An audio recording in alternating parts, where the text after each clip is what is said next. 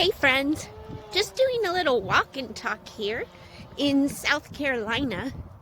It's a beautiful day, so pretty, but it is cold. Oh my gosh. And I'm got my little Stella with me, so do you ever walk and talk to God?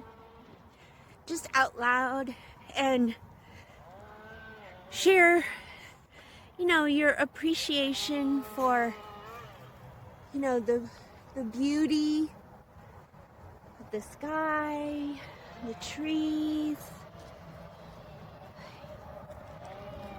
gratitude.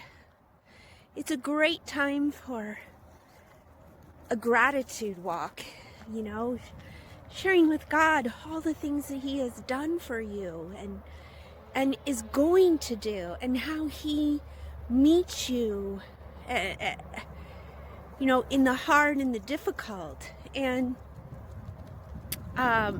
in December, I've been doing my Why She Trusts God series.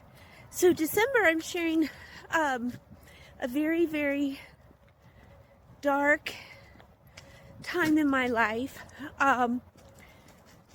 where I was faced with having to make a decision,